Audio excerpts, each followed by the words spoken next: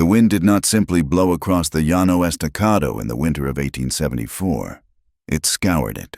It was a living, invisible beast that sharpened its teeth on the flat, endless tablelands of the Texas Panhandle, hunting for anything warm enough to kill. The landscape was a vast canvas of gray sagebrush and red clay that had frozen into iron-hard ruts, stretching out toward a horizon that felt less like a destination and more like a threat. Clara Whitmore sat inside the rattling confines of the Overland stagecoach, her gloved hands gripping the leather strap until her knuckles turned the color of old parchment. She was 28 years old, though the reflection she sometimes caught in darkened windows looked older. Her eyes, the color of wet slate, held a weariness that usually belonged to women twice her age. She wore a traveling dress of heavy gray wool that had seen better seasons, and over it, a coat that was not nearly thick enough for this country. 10 miles to the way station, ma'am, the driver shouted from the box above, his voice barely audible over the screaming wind and the thunder of horse hooves. Just hold on. Clara did not answer. She simply tightened her grip. She was used to holding on. She had held on through the long, bloody nights of the Civil War, kneeling in the mud of field hospitals while men screamed for their mothers. She had held on when her husband, a man she had respected but perhaps never truly had the time to love, died of a fever 3 years ago. And she had held on through the silence of the years that followed, the crushing realization that the fever that took him had left her with nothing, no child to carry his name, and a womb that the doctors said was now as barren as the plains outside her window. She pressed her hand against her midsection, a habitual gesture of emptiness. She was traveling to a place called Double Creek Ranch. In her pocket, folded carefully inside a leather pouch, was a letter from a man named Arthur Vance. It was a business arrangement, stark and simple. He needed a wife to manage his household and offer a respectable face to his expanding cattle business. She needed a roof over her head and a place where her past as a barren widow did not matter. It was a marriage of necessity, not passion. Clara had seen enough passion in the war. It usually ended in blood. She wanted safety. She wanted walls that did not shake in the wind. The stagecoach lurched violently as a wheel found a deep rut, throwing Clara against the wooden wall. She gasped, but did not cry out. She righted herself, smoothing her skirts, around her neck, hidden beneath the high collar of her dress. A silver locket swung against her skin. It felt heavy today. Inside, behind the small portrait of her late husband, lay a folded scrap of paper she had taken from a dying soldier's tunic years ago. She did not know why she kept it. The handwriting was jagged, a list of names and numbers she could barely read. But the boy had gripped her hand with a strength that terrified her, begging her to keep it safe. It was her only secret, a burden she carried like a penance for the lives she could not save. The stagecoach slowed, the rhythm of the wheels changing from a frantic gallop to a labored trot. Through the dust-streaked window, Clara saw the outline of the trading post emerging from the swirling grit. It was a squat, ugly building made of sod and timber, huddled against a low bluff as if trying to hide from the sky. When the coach halted, the silence that followed was deafening. The driver, a man wrapped in so many layers of buffalo hide he looked more bare than human, opened the door. 30-minute stop, ma'am. Get some heat in you. The next leg is 4 hours to the ridge. Clara stepped down, her boots crunching on the frozen earth. The cold hit her like a physical blow, stealing the breath from her lungs. She hurried toward the heavy wooden door of the post, her head ducked against the biting gale. Inside, the air was thick with the smell of wood smoke, stale tobacco, and unwashed bodies. A few men sat at rough-hewn tables, their conversations dying down as she entered. A woman stood behind a counter, wiping a glass with a rag that looked as gray as the sky. "Coffee," the woman said. It was not a question. She had the look of someone who had seen everything the frontier had to offer and had not been impressed by any of it. This was Martha Klein. Her hair was steel gray, pulled back in a severe bun, but her eyes were sharp and not unkind. "Please," Clara whispered, her voice cracking from the dry air. Martha poured a tin cup full of black liquid and slid it across the wood. "You are the one heading to Vance's place." Clara nodded, wrapping her frozen fingers around the hot tin. "Yes, I am expected." Martha leaned forward, lowering her voice. "This is not a country for a woman alone." "Honey, especially not now. The army is pushing the Comanche hard, and when you push a wolf into a corner, it bites." "I have nowhere else to go," Clara said simply. It was the truth. There was no family waiting for her back east. There was only charity, and Clara Whitmore would rather die in the snow than live on pity. In the corner of the room, near the potbelly stove, two men were talking in low tones. One was a white man in a suit that was too fine for this setting. He wore a bowler hat and a waistcoat that strained against his midsection. His face was round and clean-shaven, giving him a boyish look that was betrayed by eyes as cold as flint. This was Silas Crow, the Indian agent for the district. The man beside him was different. He had dark skin and high cheekbones, his hair cut short in the white man's style, but he wore buckskins and moccasins. This was Eli Rourke, a man who walked between two worlds and belonged to neither. "The contracts are signed, Eli," Crow was saying, his voice smooth like oil. "The railroad needs that right of way. If the savages are not on the reservation by spring, the army will remove them. I am just trying to make it orderly." Eli looked into the fire. "Orderly," he repeated, his tone flat. "Is that what you call starving them out? The buffalo are gone. Silas, you promised rations." "Supply chains are difficult in winter," Crow said dismissively, taking a sip from a silver flask. "Besides, progress waits for no man, red or white." Clara turned away, sipping her bitter coffee. She did not like the man in the suit.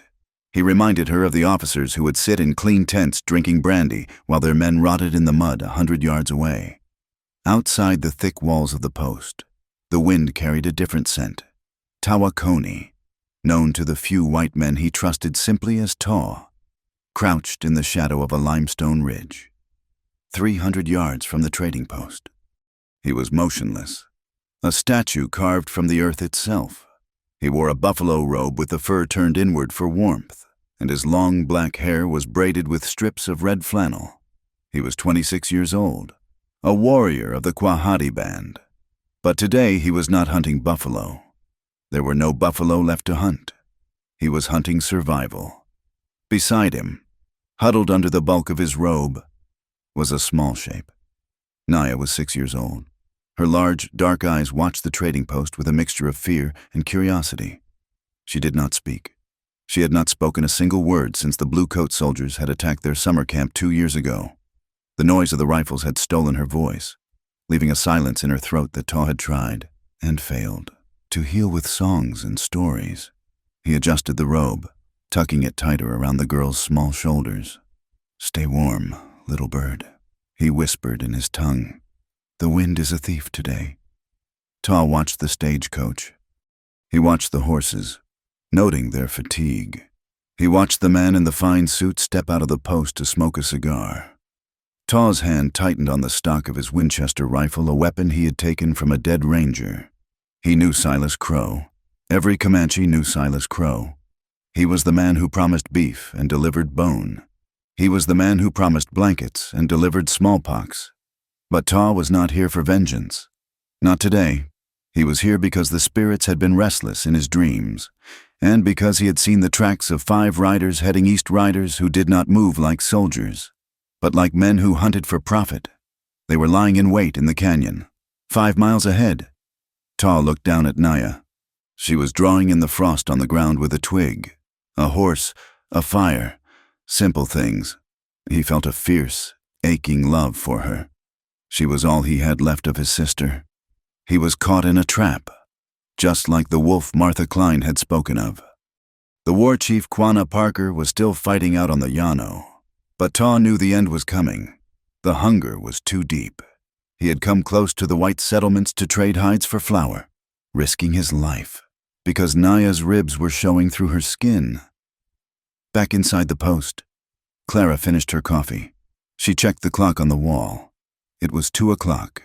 The driver was calling for the passengers. As she stood up, a hand touched her elbow. She jumped, turning to find Eli Rourke standing there. Up close, he smelled of wet leather and sage. "Ma'am," he said, his voice rough, "you are heading to the Double Creek?" "Yes," Clara said, clutching her carpet bag. Eli glanced over his shoulder at Silas Crow, who was still outside. He lowered his voice to a whisper. "Be careful. The letter you carry, did you read it closely?" Clara frowned, her hand going to her pocket. "Of course I did. Check it again," Eli said, his eyes urgent. Sometimes ink can be used to hide the truth, not tell it. Before she could ask him what he meant, he turned and walked away, disappearing into the shadows of the storeroom. Clara's heart began to hammer against her ribs. She pulled the envelope from her pocket. Her fingers trembled as she unfolded the heavy paper. She looked at the destination, Double Creek Ranch. It was written in a bold, flowing hand. But now, in the dim light of the trading post, she looked closer. The ink of the Double Creek looked slightly darker, slightly fresher than the date at the top. The paper beneath the words looked roughened, as if something else had been scraped away before the new name was written.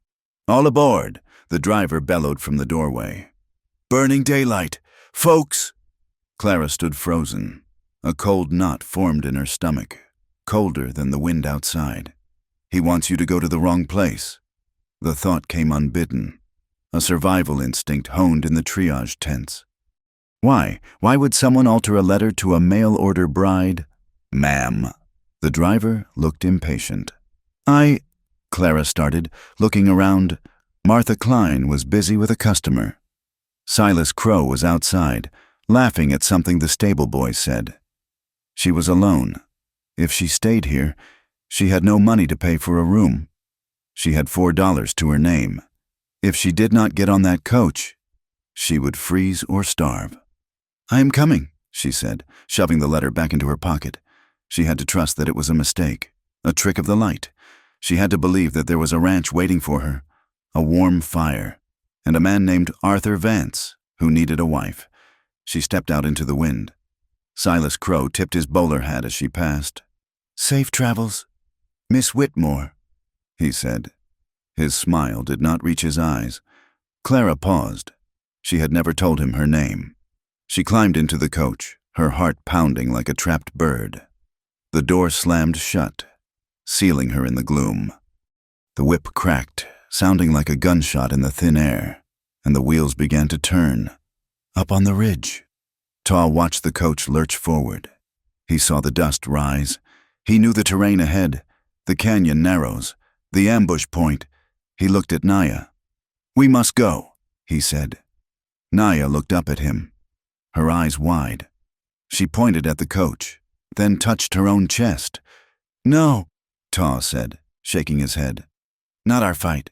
White people fighting white people." But Naya did not lower her hand. She stared at him, a silent, stubborn accusation in her gaze. She was a child, but she had the soul of an elder. She remembered the woman at the stream 2 winters ago who had given them bread when others threw stones. She remembered kindness, even if Taw tried to forget it to survive. Taw cursed softly in his language. He looked at the sky. The clouds were turning a bruised purple in the north. A blizzard was coming, a bad one. The Blue Norther, the white men called it, the killing wind. The stagecoach was heading straight into the storm, and straight into the trap. "Come," Taw said, lifting Naya onto his horse, a tough Mustang with a coat like dried mud. He swung up behind her, wrapping the buffalo robe around them both. He did not turn back toward the safety of the deep plains. He turned his horse parallel to the road, keeping to the high ground, following the dust cloud of the stagecoach. The journey continued for 2 hours. The temperature dropped with terrifying speed. One moment it was simply cold. The next, the air turned into needles of ice. The wind howled like a banshee, shaking the coach so violently Clara thought it would tip over. Inside, Clara was shivering uncontrollably. She wrapped her thin coat tighter, but the cold seeped through the seams, into her bones.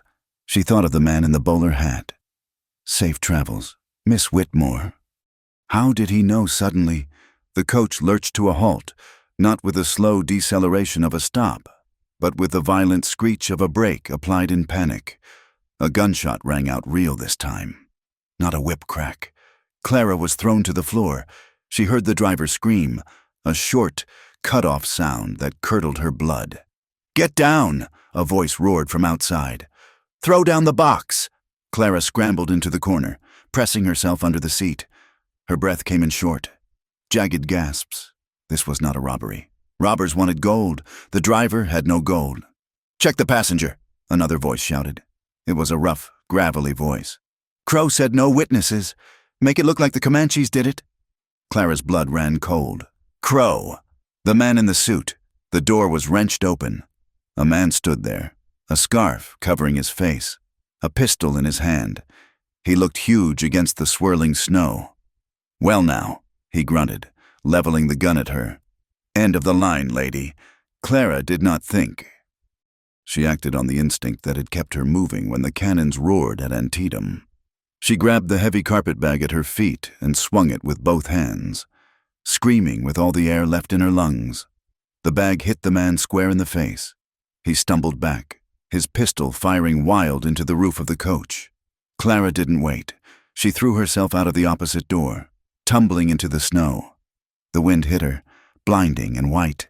She scrambled up, her skirts heavy with ice. "She's running," someone yelled. "Let her run," the first man laughed. "Where's she going to go in this? The storm will kill her in an hour. Save the bullets." Boss said confirm the kill. "I ain't chasing a skirt into a blue norther. Look at that sky. She is dead already. Burn the coach. Scalp the driver. Make it look real." Clara ran. She ran blindly, stumbling over sagebrush, slipping on the slick clay. She did not know direction. She only knew a way. Away from the voices, away from the fire that was beginning to consume the stagecoach behind her. She ran until her lungs burned like fire. She ran until she could not feel her feet. The snow was falling now, thick and heavy, erasing the world. She reached a dry wash, a crack in the earth. Her foot caught on a root, and she fell, tumbling down the steep embankment. She hit the bottom hard, her head striking a stone. Darkness swirled at the edges of her vision. She tried to rise, but her limbs would not obey. The cold was no longer painful. It was becoming a heavy, warm blanket, inviting her to sleep. So this is it, she thought, her mind drifting. I really tried. Her hand moved weakly to her throat, clutching the locket. Above her, on the rim of the ravine, a shadow appeared. It was not a man in a coat. It was a silhouette with feathers in his hair, darker than the storm. Taw looked down into the wash. He had watched the men burn the coach. He had watched the woman run. He had waited until the killers rode off, fleeing the storm themselves. He slid down the embankment, the snow crunching under his moccasins. He approached the woman cautiously. She was lying curled in a ball, half buried in the drift. Her skin was the color of blue milk. He knelt beside her. She was not dead, but she was close. Her breath was a shallow rattle. Taw looked back up the ridge where Naya waited with the horse. He looked at the woman. She was the enemy. She was one of the people who were eating the earth. Leaving her here was justice. Leaving her here was safe. The woman's eyelids fluttered. She looked at him, her eyes unfocused. She did not see a warrior. She saw only a presence. "Please," she whispered. It was the same word she had used for the coffee, a simple plea for existence. Taw grit his teeth. He reached out and touched her face. Her skin was freezing. "Foolish woman," he muttered in English, his voice rough. He grabbed her by the shoulders and pulled her upright. Her head lolled. Her dress, fine wool meant for a parlor, was torn at the shoulder, exposing pale skin to the biting wind. Taw unclasped his buffalo robe. The wind hit him instantly, biting through his buckskins. But he did not flinch. He wrapped the heavy fur around her, covering her completely, trapping what little heat she had left. He lifted her. She was lighter than he expected, like a bird made of hollow bones. He began the climb out of the wash. The storm was screaming now, a white wall of fury. There was no going back to the tribe tonight, no going back to the open plains. They were trapped. He would have to take her to the caves in the canyon wall. He would have to keep her alive. And in doing so, he knew, with the heavy certainty of a stone dropping into a well, that he had just complicated his life in a way that might kill them all. But as he carried her toward his horse, Naya slipped down and ran to him. She reached out and touched the woman's limp hand hanging from the robe. The little girl looked at Taw and nodded once. Taw mounted the horse, pulling Clara up in front of him, shielding her body with his own against the wind. He kicked the horse forward, disappearing into the white void just as the sun vanished completely behind the storm. The cave was not deep, but it was dry. It was a hollow gouged out of the canyon wall by centuries of wind and water, shielded from the biting north wind by a heavy curtain of buffalo hides that Taw had rigged across the opening. Outside, the storm raged with the fury of 1,000 screaming spirits, a white blindness that erased the world. Inside, a small fire flickered, casting long, dancing shadows against the red stone. Clara Whitmore drifted up from the darkness of unconsciousness slowly, like a diver surfacing from deep, cold water. Her first sensation was the smell. It was an earthy, pungent scent of wood smoke, wet fur, and something sharper, like sage. Her second sensation was pain. Her head throbbed with a dull, heavy rhythm, and her limbs felt as though they had been replaced by lead weights. She opened her eyes. The firelight stung them. She blinked, trying to make sense of the shapes around her. She was lying on a bed of furs. Above her, the rock ceiling was blackened with soot. This was not the stagecoach. This was not the way station. Memory returned in a jagged flash. The gunshot, the fire, the man in the scarf raising his pistol, the fall into the snow. She gasped, sitting up too quickly. The movement sent a wave of dizziness crashing over her, and she swayed, clutching at the furs beneath her. "Easy," a voice said. It was deep and rough, like stones grinding together. Clara froze. She turned her head toward the sound. Sitting on the other side of the fire, cleaning a rifle with a rag, was the man from the ridge, the Comanche. Panic, cold and sharp, seized her throat. Every story she had ever heard, every lurid newspaper headline about the savages of the plains, screamed in her mind. She scrambled backward, pushing herself against the rough stone wall of the cave. Her breath came in short, terrified rasps. "Do not move," the man said, not looking up from his weapon. He spoke English with a slow, deliberate cadence. "You have ice in your blood. Moving makes it worse." Clara did not listen. She looked for a way out. The heavy hide curtain was the only exit, and the wind outside was howling like a living thing. She looked down at herself. Her coat was gone, likely ruined or removed to dry. She was wearing only her gray wool traveling dress, the dress she had intended to be married in, but it was no longer the respectable garment of a proper lady. The flight through the brush had torn the heavy fabric. The right sleeve was ripped from shoulder to elbow, and the buttons at the bodice had been torn away during her fall into the ravine, as she pressed herself against the wall, shivering violently from both cold and fear. The torn fabric shifted. The dress slipped from her right shoulder, sliding down her arm, exposing her pale skin and the white camisole beneath to the biting air of the cave. Clara gasped, her hand flying up to clutch the fabric, trying to pull it back together. She felt exposed, vulnerable in a way that burned worse than the cold. She was a woman alone, in a cave with a warrior, half undressed and helpless. Tears of shame and terror pricked her eyes. Taw looked up then. His dark eyes swept over her. He saw the torn dress, the bare shoulder, the way she trembled so hard her teeth clicked together. He saw the fear in her eyes, the look of a trapped animal expecting the knife. He did not smile. He did not leer. His expression remained as unreadable as the canyon rock. Without a word, he set the rifle down. He stood up. Clara flinched, curling into a tight ball, turning her face away, waiting for the violence she had been told was inevitable. But it did not come. Instead, a heavy weight settled over her shoulders. It was warm and smelled of smoke.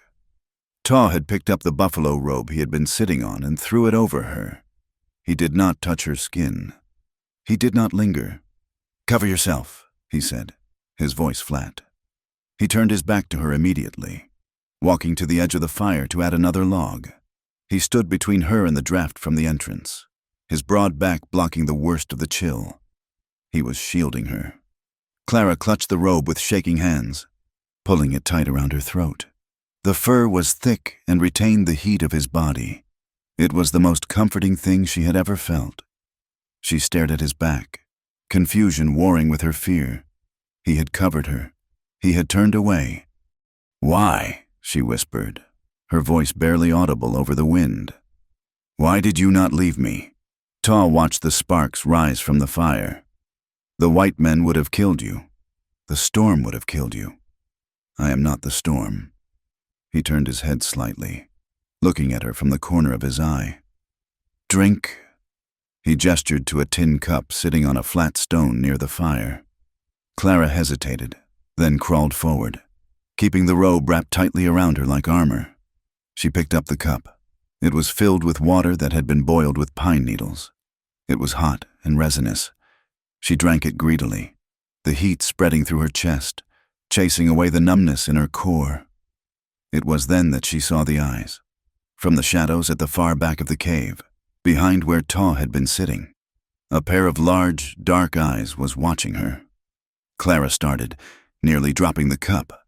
"There is someone else." Ta looked back. "Naya." A small girl stepped into the circle of firelight. She looked to be no older than 6. Her hair was black and messy, and she wore a tunic made of soft deer hide. She looked at Clara with an intensity that was unsettling in a child so young. There was no fear in her gaze, only a profound curiosity. "Your daughter?" Clara asked, her voice softening instinctively. She had always had a weakness for children. It was the cruel irony of her life to love what she could not have. "My sister's daughter," Ta corrected. He sat back down, resuming his work on the rifle, but his posture was less rigid now. Naya moved closer. She did not look at Ta for permission. She walked straight to Clara. She looked at the buffalo robe, then at Clara's face. She saw the bruise on Clara's forehead where she had struck the stone. Slowly, tentatively, the little girl reached out a small, brown hand. She touched the back of Clara's hand, where it clutched the fur. Her fingers were warm. Clara froze, holding her breath. She looked at the child, seeing the sadness etched into the corners of her young mouth. It was a look Clara had seen on the faces of drummer boys in the field hospitals, children who had seen too much, too soon. "Hello," Clara whispered. Naya did not smile. She leaned forward, her face inches from Clara's. Her lips moved, struggling to form a sound, as if the machinery of speech had rusted from disuse. "Don't go," Naya rasped. The voice was brittle, like dry leaves crushing. The rifle click in Ta's hand stopped abruptly. He looked up, his eyes widening in genuine shock. He stared at his niece as if she had just performed a miracle. "She speaks," Ta said, his voice low with disbelief. "She has not spoken in 2 winters, not since the soldiers came." Clara looked from the child to the warrior. The fear in her chest began to recede, replaced by a strange, aching heaviness. "She told me not to go. She knows," Ta said, his face hardening again. "She knows that outside this cave is death." He looked Clara in the eye. "Who are you, woman? Why do men burn a stagecoach to kill one female?" Clara lowered the cup. The warmth was fading, replaced by the cold reality of her situation. "My name is Clara. Clara Whitmore. I do not know why. I was coming to marry a rancher, Arthur Vance, at the Double Creek Ranch." Ta's eyes narrowed. "Double Creek. That is on the Pease River. It is good land." "Is it?" Clara asked bitterly. "The letter said he needed a wife. It was a contract." She shifted, and the movement caused the silver locket beneath her dress to swing out from the torn bodice. It glinted in the firelight. Ta's gaze snapped to the silver oval. "What is that?" Clara's hand flew to cover it, but she was too slow. "It is mine." "Show me," Ta commanded. It was not a request. He did not raise his voice, but the authority in it was absolute. Clara hesitated. She was alone with a man who could snap her neck with one hand. She slowly unclasped her fingers, letting the locket rest against the dark fur of the robe. Ta leaned forward. He did not touch the locket. He looked at the engraving on the outside, a simple floral pattern, but then he looked at the edge, where a small piece of white paper was protruding from the clasp. The fall had jarred the secret compartment loose. "The paper," Ta said. "Give it to me." "It is nothing," Clara lied, her heart hammering. "Just a keepsake." "Men do not burn coaches for keepsakes," Ta said. "And Silas Crow does not stand outside trading posts, watching women leave unless there is profit in it." Clara went cold. "You saw him, the man in the suit." "I saw him," Ta said. "He is a snake who eats his own tail. Give me the paper." Clara opened the locket. Her fingers trembled as she extracted the small, folded square she had carried for so long. She handed it to him. Ta unfolded it carefully. The paper was old, worn at the creases. He could read English. The mission school had taught him that much before he ran away, but the handwriting was scrawled and frantic. It was a list of names. Beside the names were numbers, and at the bottom, there was a symbol. It was a circle with a line through it, intersected by a jagged mark that looked like a lightning bolt. Ta drew a sharp breath. He knew that mark. He had seen it burned into the wood of a crate filled with repeating rifles that had been sold to a renegade band of Apaches 3 moons ago. He had seen it on a surveyor's stake driven into the earth near the sacred canyon of the Palo Duro. "This," Ta said, tapping the symbol with a calloused finger. "Where did you get this?" "A soldier gave it to me," Clara said, her voice shaking. "During the war, he was dying. He said he stole it from a quartermaster who was selling supplies to the enemy. He said it was proof." "Proof of what?" "I do not know," Clara admitted. "I never looked closely. I just kept it because he begged me to." Ta looked at the paper, then at Clara. His expression was grim. "This is not about the war between the states. Clara Whitmore, this mark belongs to the syndicate that Silas Crow works for. They are not just selling supplies. They are selling land. Land that does not belong to them. Land that the treaty promised to my people." He looked at the list of names again. "Vance," he read aloud. "Arthur Vance. His name is here." Clara gasped. "What?" "Next to his name," Ta said, pointing. "It says paid, liquidated." The word hung in the air like smoke. "Liquidated. He is dead," Ta said bluntly. "Your husband-to-be, he is dead. Crow probably had him killed to take the water rights. And then he sent for you." "Why?" Clara whispered, horror dawning on her. "Because a dead man cannot sign a deed transfer," Ta said, his mind working fast. "But a widow can, or a wife. They needed you to come here so they could force you to sign the ranch over to the syndicate. Then you would have an accident, just like the stagecoach." Clara felt the blood drain from her face. She felt sick. The letter, the altered ink, Eli Rourke's warning. It all made a terrible, twisted sense. She had not been traveling to a new life. She had been traveling to her own execution. She looked at the entrance of the cave. The wind battered the hides, demanding entry.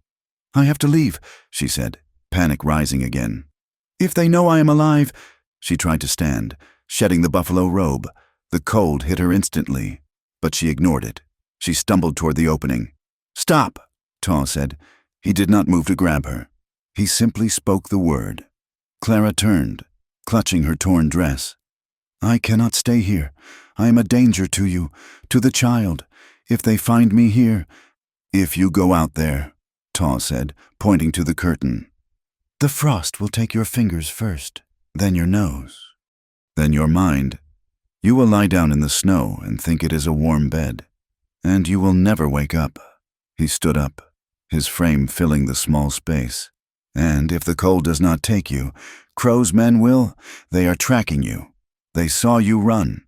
They will wait for the storm to break, and then they will hunt." "So I should just sit here and wait for them," Clara cried, tears spilling over. "I am nothing to you. Why do you care?"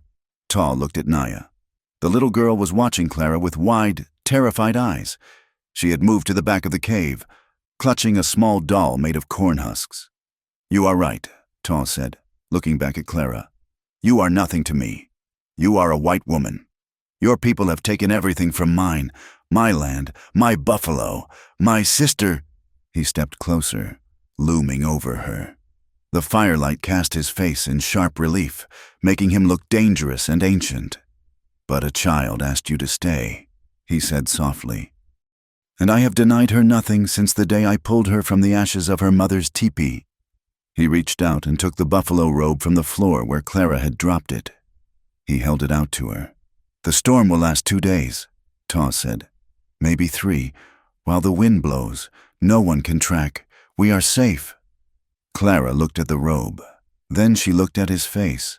She saw the hardness there, the warrior's resolve. But she also saw something else, a flicker of humanity, a shared recognition of what it meant to be hunted. "And when the storm breaks?" Clara asked. "Then we fight," Taw said, "or we run. But tonight, we sleep." Clara took the robe. Her hands were shaking, but she nodded. She wrapped the heavy fur around herself again, pulling it tight. "Thank you," she whispered. Taw did not answer. He turned and sat back down by the fire, picking up his rifle. He placed it across his lap, the barrel pointing toward the entrance. "Sleep," he commanded.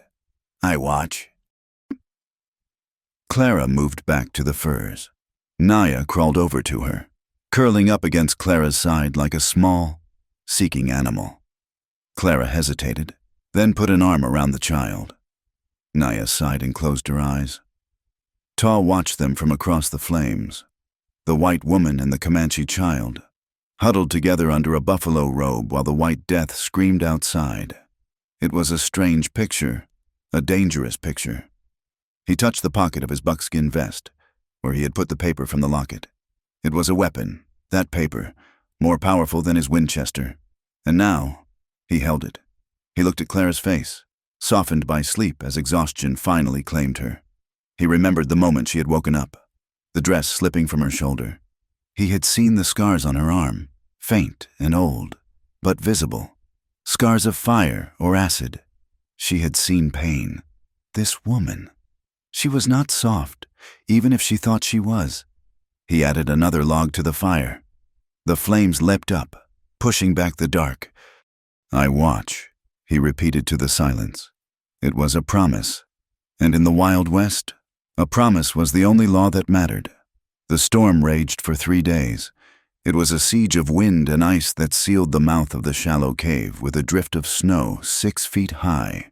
The world outside ceased to exist, reduced to a howling white void that battered against the buffalo hide curtain Taw had rigged.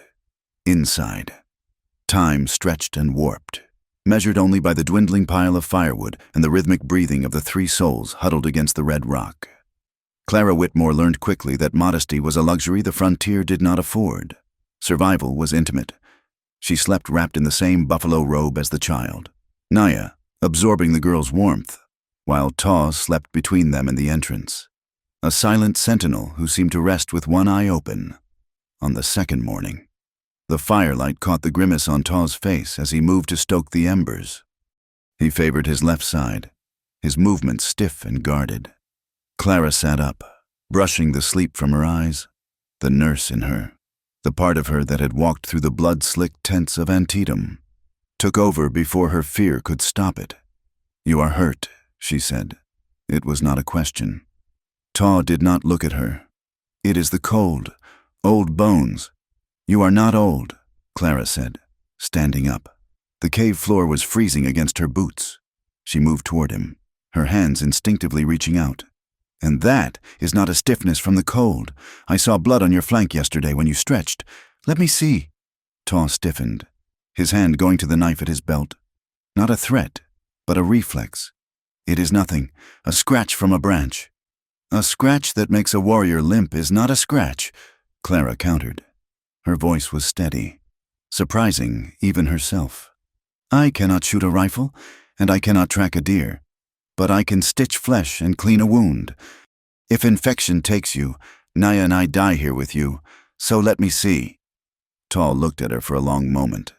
The fire crackled, casting dancing shadows on his high cheekbones. He saw no pity in her gray eyes, only a pragmatic determination that he recognized. It was the look of a soldier checking his kit. Slowly, he nodded. He sat on a flat rock and pulled up the layers of buckskin and flannel.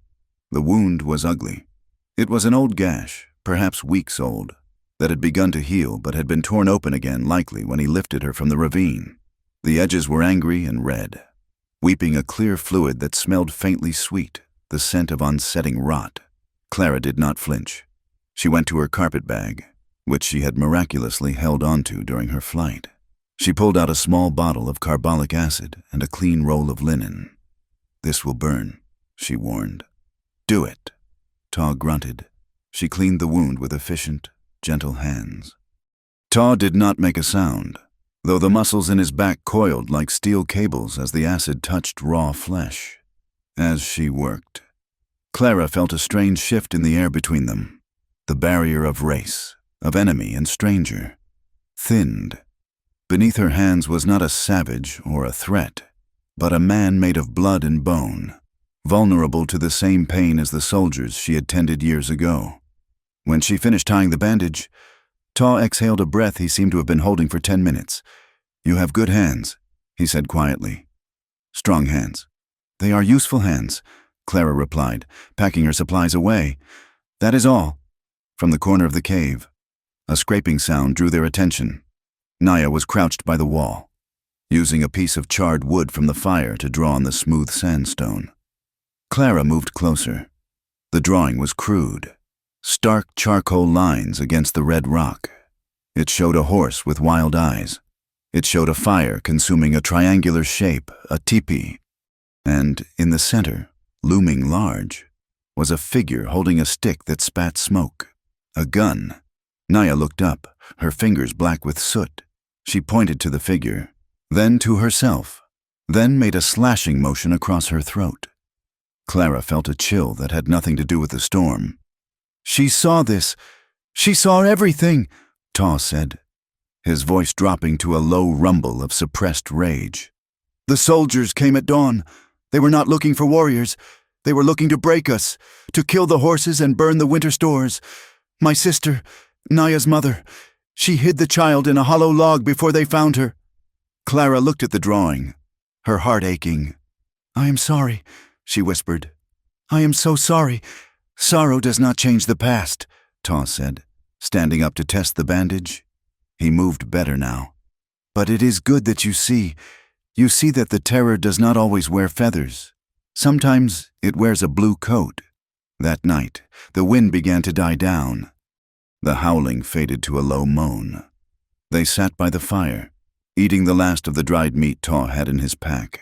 The intimacy of the cave, the shared danger, loosened Clara's tongue. She found herself speaking of things she had never told Arthur Vance, things she had barely whispered to her own reflection. "I was a good nurse," Clara said, staring into the flames. "I saved many men, but I could not save my husband, and I cannot give a husband what he needs." Taw looked at her. "He needs food, a warm lodge." "He needs sons," Clara said, the shame burning her cheeks. "I was injured during the shelling at Vicksburg. A beam fell in the field hospital. The doctor said the damage inside. He said I would never carry a child. I am a barren field." "Taw, Arthur Vance needed a wife to build a dynasty. I was coming to him as a fraud." She waited for the disgust. She waited for him to see her as less, as broken. In her world, a woman's value was tied inextricably to her womb. Taw picked up a stick and poked the fire. A shower of sparks rose toward the soot-stained ceiling. "A person is not a belly," he said. The words were simple, spoken with the weight of the earth behind them. "A mare that cannot foal can still lead the herd to water. A wolf that cannot pup can still hunt for the pack. You have fire in you. Clara Whitmore, you saved yourself from the snow. You healed my side. That is life. You give life with your hands. Do not let a white medicine man tell you who you are." Clara stared at him. Tears pricked her eyes, hot and fast. For 10 years, she had carried the weight of her emptiness. And here, in a cave with a man her society called a savage, she was told she was whole. "Thank you," she choked out. "Sleep?" Ta said gently. "The wind has stopped. Tomorrow, the world returns." The morning broke with a blinding, brilliant silence. The sun struck the snow-covered plains, turning the world into a sheet of diamonds. The air was crisp and still. Ta went out first, breaking through the drift. He returned an hour later, his face grim. "Smoke," he said. "To the east, near the trading post." "Is it a chimney?" Clara asked, gathering her bag. "Too black," Ta replied, "and too much." They moved out, Naya riding behind Ta on the Mustang. Clara walking in the tracks. The horse broke through the snow. It took them 3 hours to reach the ridge overlooking the way station. The building was a ruin. The roof had collapsed, blackened timbers jutting up like broken ribs. Smoke still curled lazily from the sod walls. "Stay here," Ta ordered. "No," Clara said. "If there are survivors, they will need me." Ta hesitated, then nodded. "Stay close." They descended. The smell of burnt wood and roasted grain was overpowering. As they neared the wreckage, a figure emerged from the root cellar, coughing and covered in soot. It was Martha Klein. Her gray hair was singed, her face a mask of ash. But she was alive. She dragged a crate behind her. "Martha!" Clara called out. Running forward, the older woman looked up, squinting against the glare. When she saw Clara, she dropped the crate and slumped against the charred wall. "Lord have mercy," Martha wheezed. "I thought you were a ghost." Clara reached her, checking her quickly for burns. "Are you hurt?" "Just my pride," Martha spat, though she winced when Clara touched her arm. "They came in the night, just as the storm hit. Men in masks. Said they were looking for evidence. Torched the place when I told them I did not know what they were talking about." "Crow's men," Ta said, stepping into view. Martha's eyes widened, but she did not recoil. She looked from the Comanche warrior to the white woman standing beside him, unharmed. She saw the bandage peeking out from Ta's vest, a white linen bandage, tied with a nurse's knot. "I reckon so," Martha said. "Crow was here earlier that day, asking about you, girl. Asking if you had mailed any letters." "We have to get you help," Clara said. "I have help," a voice came from the brush. Clara spun around. Ta raised his rifle in a blur of motion. Eli Rourke stepped out from behind a stand of scrub oak, his hands raised empty. He looked exhausted, his buckskin stained with travel and snow. "Easy, Ta," Eli said. "I am not with them." "You ride with Crow," Ta said, not lowering the weapon. "I ride for myself," Eli corrected. He looked at Clara. "I tried to warn you." "You knew," Clara accused him. "You knew the coach would be attacked." "I suspected," Eli said. "I did not know they would burn the station too. Silas is cleaning house. He is terrified." Eli walked closer, ignoring the rifle aimed at his chest. He stopped 5 paces away. "The paper," Eli said. "The one in your locket. Do you know what it is yet?" "A list of names." Ta answered for her. "It is a payroll," Eli explained. "But not for soldiers. It is a list of payments Silas Crow made to a group of mercenaries, the Rangers that attacked Ta's camp 2 years ago. They were not Rangers. They were hired guns, paid by the syndicate to clear the land so the railroad could claim the water rights. That paper connects a federal agent to mass murder." Clara felt the blood drain from her face, the piece of paper she had carried for years. Thinking it was just a soldier's rambling was the key to a massacre. "And there is more," Eli said, looking at Clara with pity. "I checked the registry at the county seat before the storm hit. Arthur Vance died in October. He died of a gunshot wound that was ruled a hunting accident. There was no will. There was no letter sent to a bride agency in St. Louis. Silas forged it. He needed a widow to inherit the deed so he could force a sale. You were never going to be a wife, Miss Whitmore. You were going to be a signature, and then a corpse." Clara swayed. The cruelty of it was breathtaking. Her hope for a home, for a family, had been manufactured by a man in a bowler hat to steal land. Why are you telling us this? Taw asked, his eyes narrowing. Because he has gone too far, Eli said. Burning the post, attacking a white woman. He has stirred up a hornet's nest. He has sent a rider to Fort Griffin. He is telling the major that a Comanche war party attacked the stagecoach, killed the driver, and kidnapped the white woman. He says you have her. Taw, he says you are holding her hostage. Character versus society. Clara thought, the abstract concept becoming a terrifying reality. To the world, she was a victim of savages. To save her reputation, they would kill the man who had actually saved her life. They will send the cavalry, Taw said. And the Rangers? They are already moving, Eli warned. A detachment of Rangers is riding from the south, led by a man named Wade Hollis. He is young, but he is a true Ranger. He thinks he is coming to rescue a lady from a monster. Taw looked at Clara. We cannot stay here. You have to give her to them, Martha said, struggling to stand. If they find her with you, they will hang you without a trial. If I give her to them, Taw said, Silas will get to her before she can speak. He will silence her, and he will take the paper. Clara looked at the ruins of the trading post. She looked at Naya, who was watching Eli with distrust. She looked at Taw. She realized then that the safe world she had sought, the world of ranches and laws and civilized behavior, was the illusion. The reality was here, in the cold wind, standing beside a man who had kept his promise to watch over her while she slept. I am not going back, Clara said. Her voice was firm. Not to Silas, not to be a victim. She turned to Eli. Can you take Martha to safety, to a doctor? Eli nodded. I have a wagon hidden in the draw. I can get her to the settlement. Good, Clara said. She turned to Taw. We have the proof. We have to take it to someone who matters, someone who isn't bought by Silas.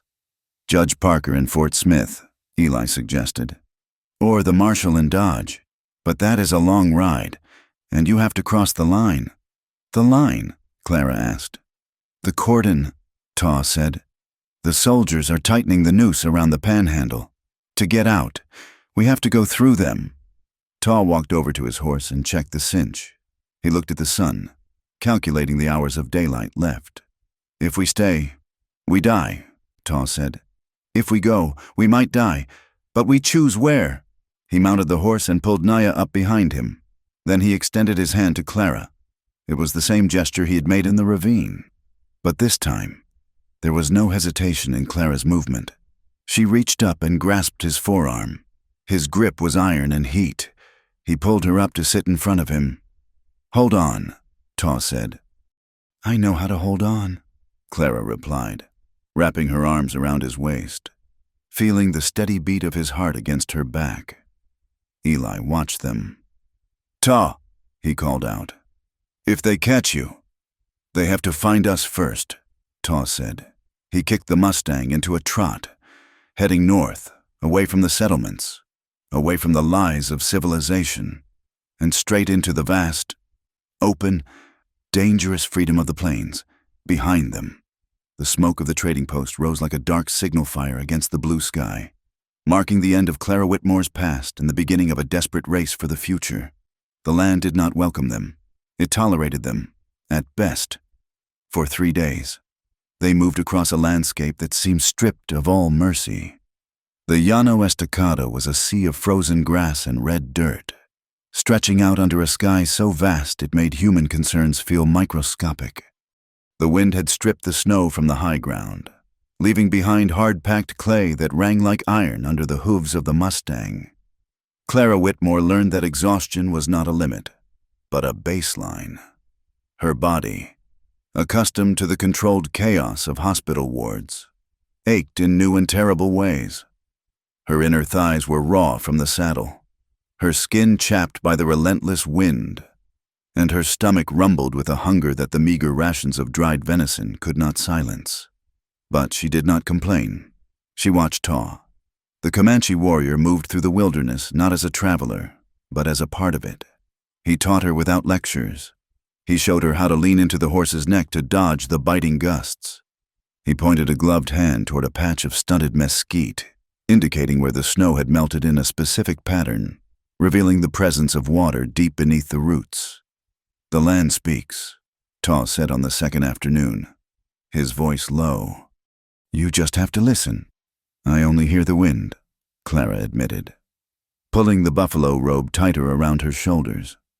It had become her shield, her house, her bed. She touched the coarse fur constantly, grounding herself.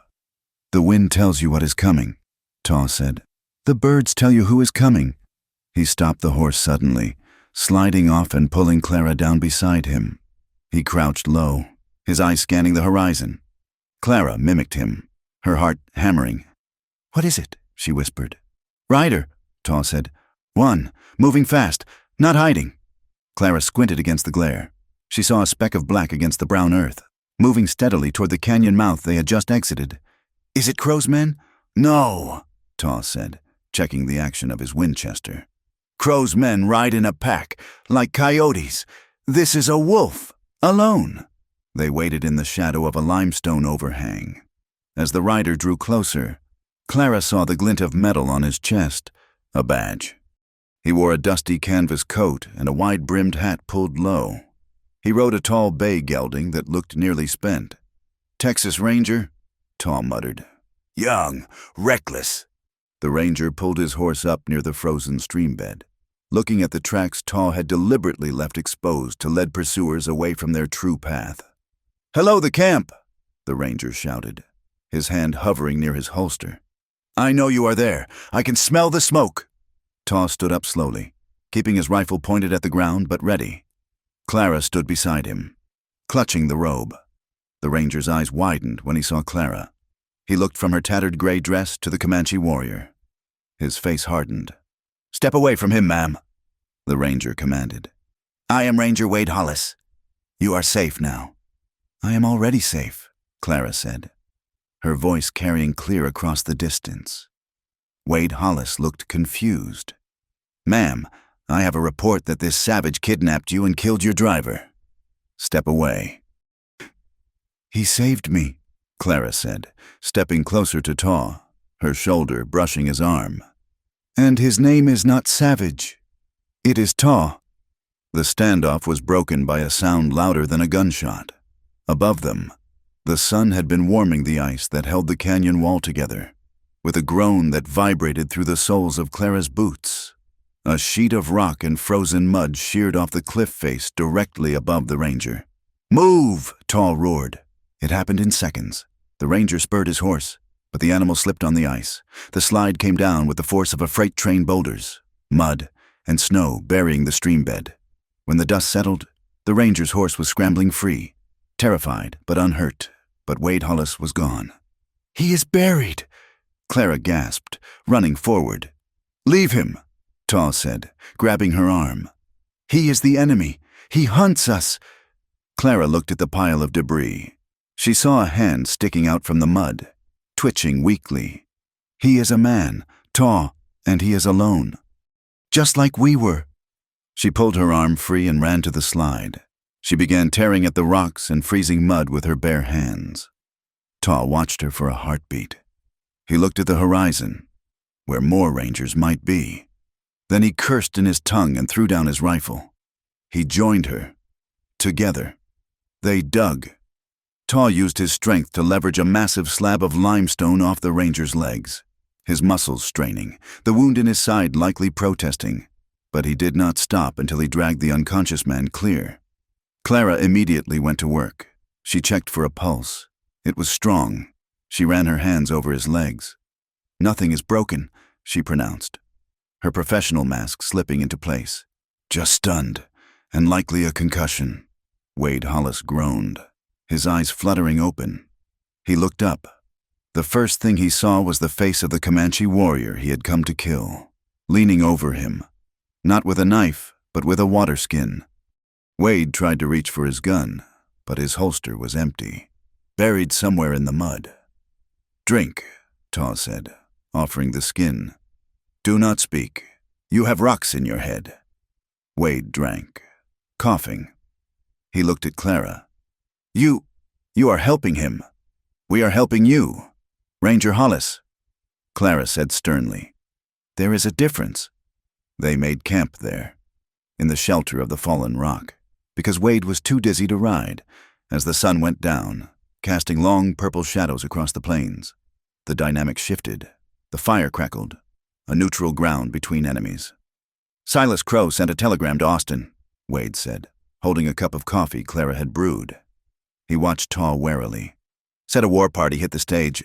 Said it was a massacre. There was no war party, Clara said, sitting on the buffalo robe with Naya asleep in her lap. There were 5 men, white men, hired by Crow. They burned the coach to hide the fact that they murdered the driver and tried to kill me. Wade frowned. Why would an Indian agent try to kill a mail-order bride? Because I am not just a bride, Clara said. She reached into her pocket. She had taken the paper back from Taw for safekeeping and touched the folded list. I am a witness and an inconvenience. She told him everything. The forged letter, the dead fiancé, the list of names in the locket. Wade listened, his young face growing dark.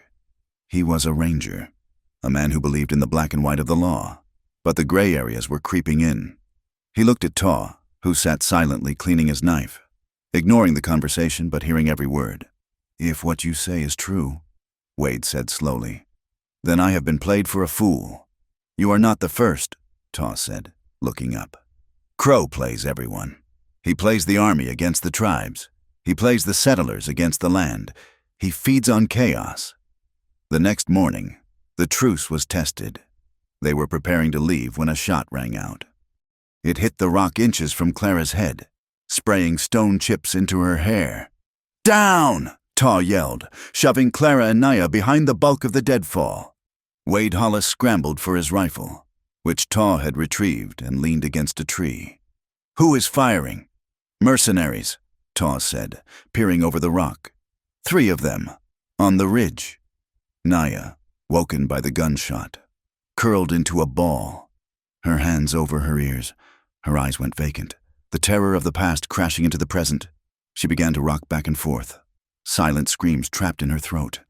They have the high ground, Wade said, assessing the situation with a soldier's eye.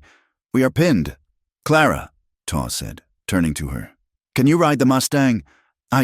I can try, Clara stammered. No trying, Taw said fiercely. You take the girl. You ride for the creek bed, low ground. What about you? We will draw their fire, Wade said, checking his ammunition. He looked at Taw. The ranger and the Comanche exchanged a nod, a pact made in gunpowder.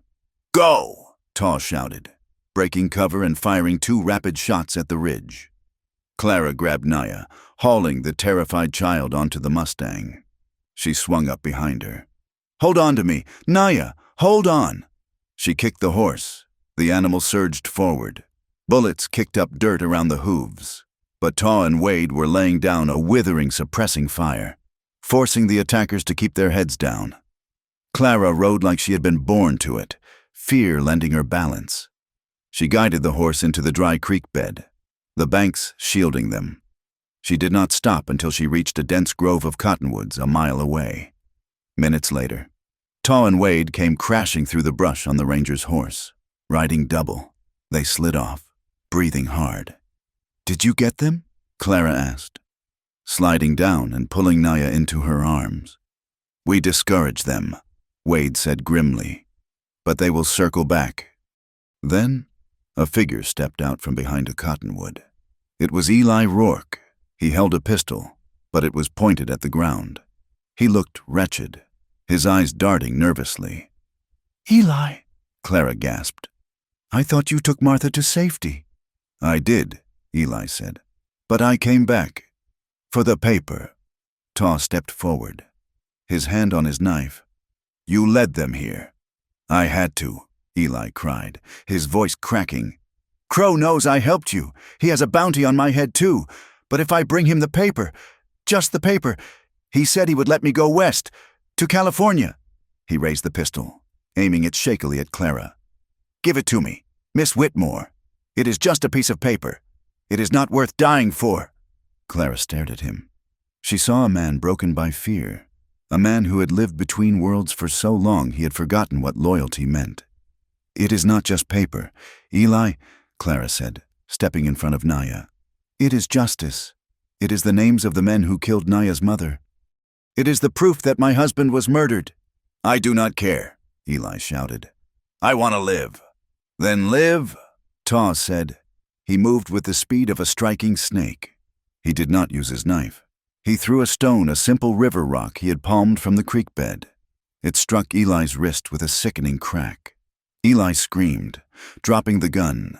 He clutched his hand, falling to his knees. Taw stood over him. Go, run to California. But if I see you again, I will not use a stone. Eli scrambled up, cradling his broken wrist.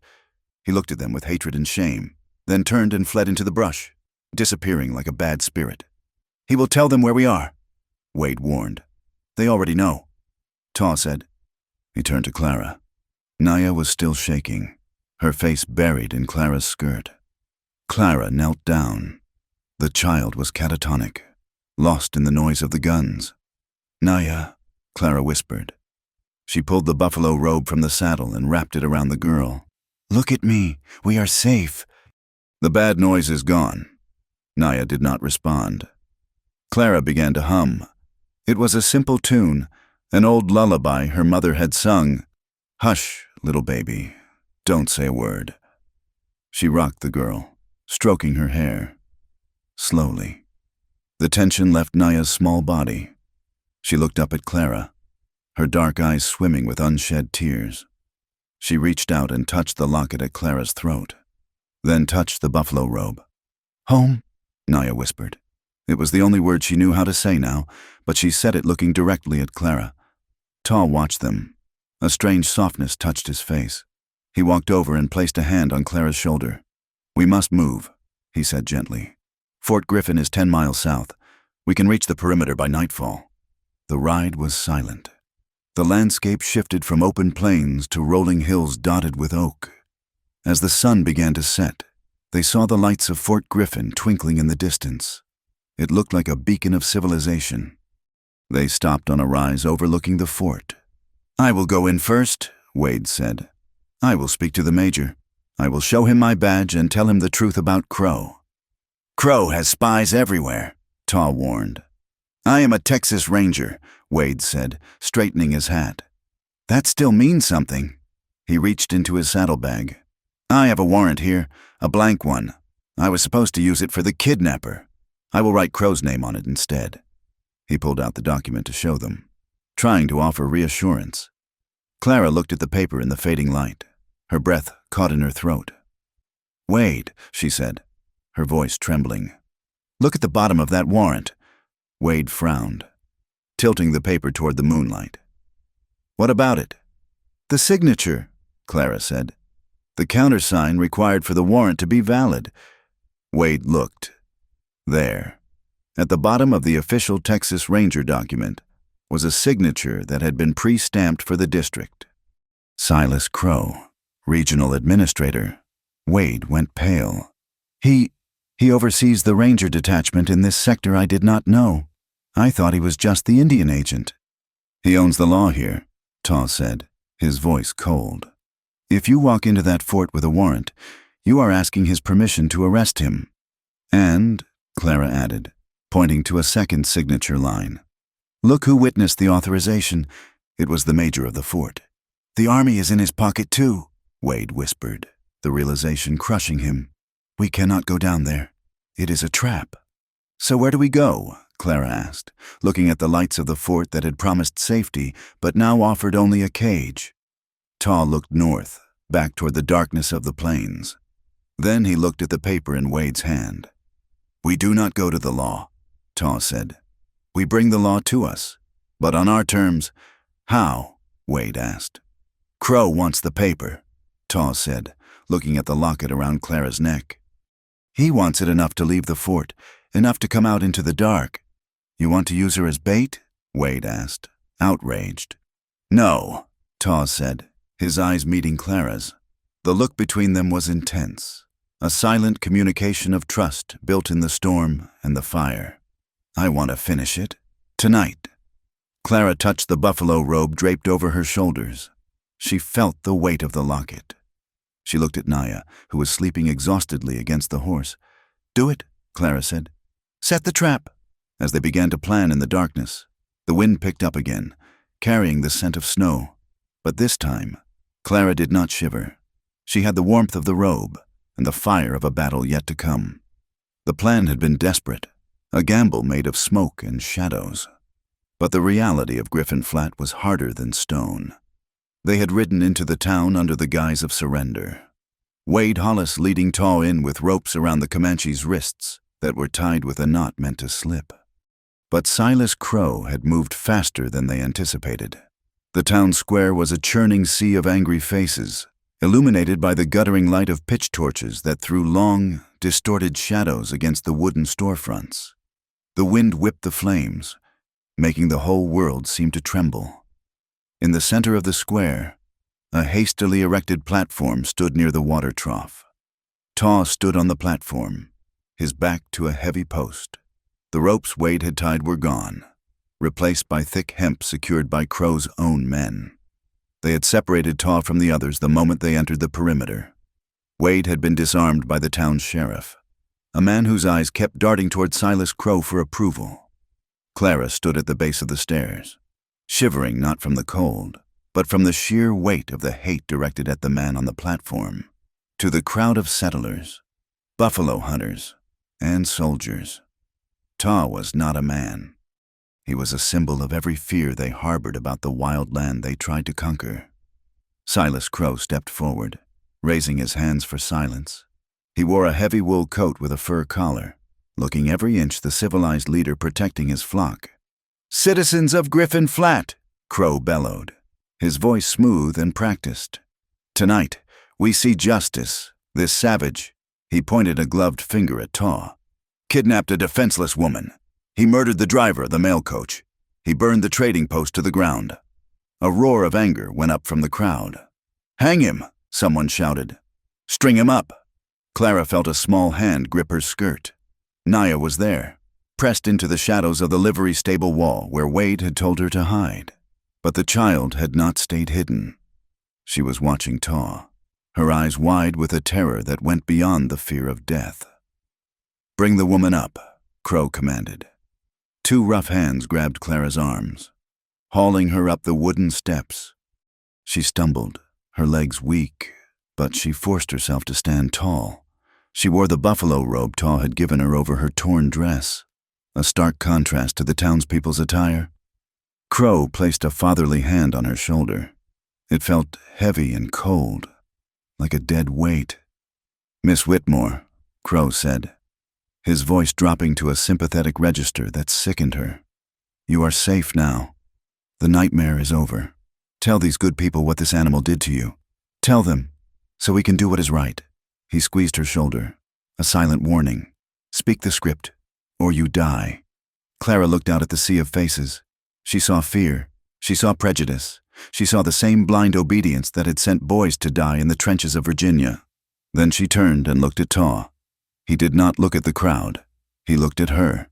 His face was bruised from the rough handling of the guards, but his eyes were clear.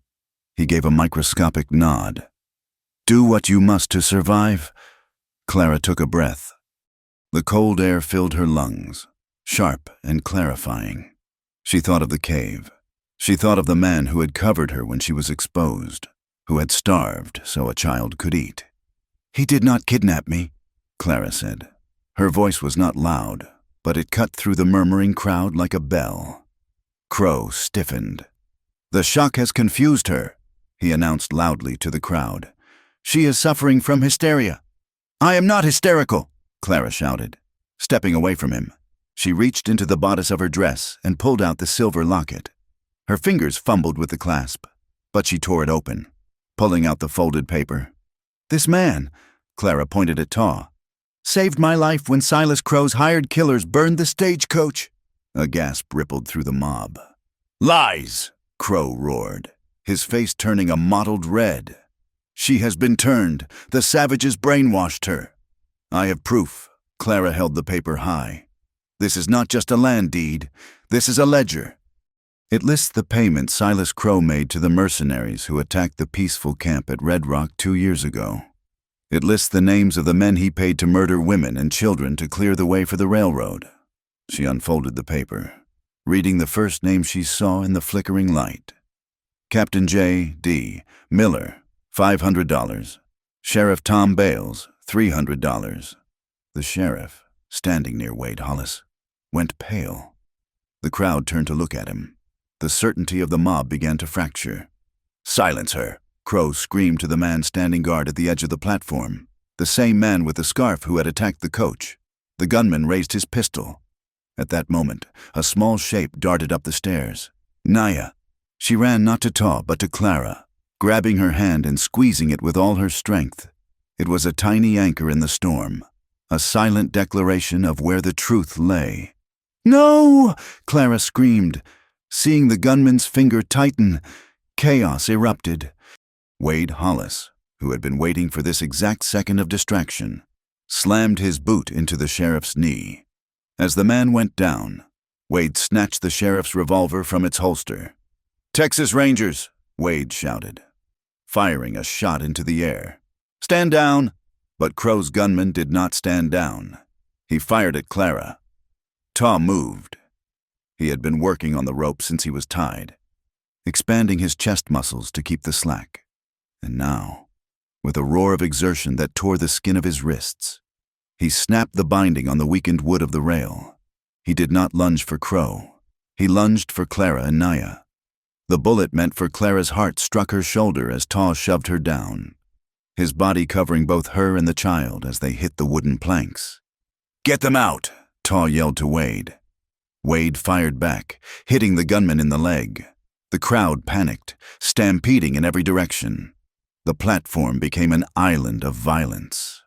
Clara felt a stinging burn in her shoulder, followed by a rush of warm blood. But she did not stay down. She saw Silas Crow snatch the paper which had fallen from her hand. He pulled a box of matches from his coat, his hands shaking. "No!" Clara cried out, trying to rise. "Burn it!" Crow hissed, striking a match. Suddenly, a cane came down hard on Crow's wrist. Martha Klein, the old midwife from the trading post, had climbed the steps during the confusion. She swung her walking stick with the fury of an avenging grandmother. "Not today, you snake!" Martha yelled. The match fell. The paper fluttered away, landing near the edge of the platform. Crow shoved Martha aside, sending the old woman sprawling, and scrambled for the paper. But a moccasined foot slammed down on it. Taw stood over him. The Comanche looked like a demon from the old stories, his hair loose, his eyes burning with cold fire. Crow scrambled back, pulling a derringer from his sleeve. Taw kicked the gun from his hand before he could level it. Crow scrambled to his feet and ran, leaping off the platform and sprinting toward the livery stable where his horse was saddled. "Stay with them," Taw ordered Wade, pointing to Clara and Naya. "Taw, no!" Clara gasped, clutching her bleeding shoulder. "Do not kill him. If you kill him, they will never believe us." Taw looked at her. He saw the blood soaking the buffalo robe. His face broke the mask of the warrior, shattered by a terrifying, human fear. He was afraid, not of death, but of a world without the woman who lay bleeding on the wood. "He does not get to leave," Taw said.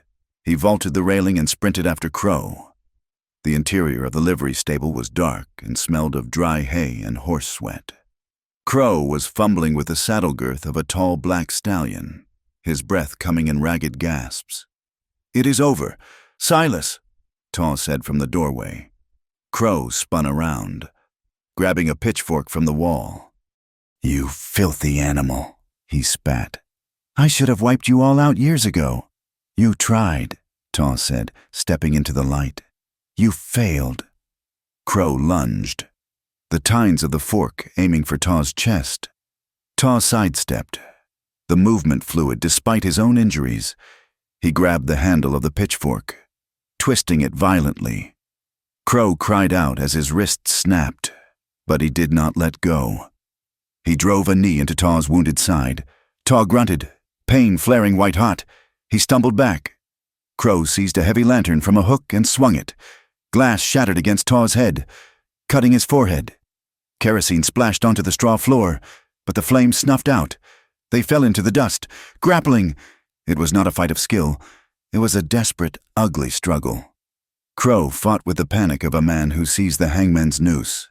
Taw fought with the cold precision of a man who had nothing left to lose but his honor. Crow's fingers gouged at Taw's eyes. Taw trapped Crow's arm, leveraging his weight. He could have snapped the man's neck. He could have ended it with one twist. The anger in his blood demanded it. The spirits of his ancestors demanded it. But he heard Clara's voice in his head. If you kill him, they will never believe us. Taw roared and drove his fist into Crow's jaw. Once, twice. Crow went limp. Taw stood up, his chest heaving. He wiped the blood from his eyes. He looked down at the unconscious agent. He reached for a coil of rope hanging on a peg. Outside, the shooting had stopped. Taw dragged Silas Crow out into the street by his collar. He threw the man down at the feet of Wade Hollis. "He is yours," Taw rasped. "Alive." Wade holstered his gun and knelt to cuff Crow. "You did the right thing, Taw."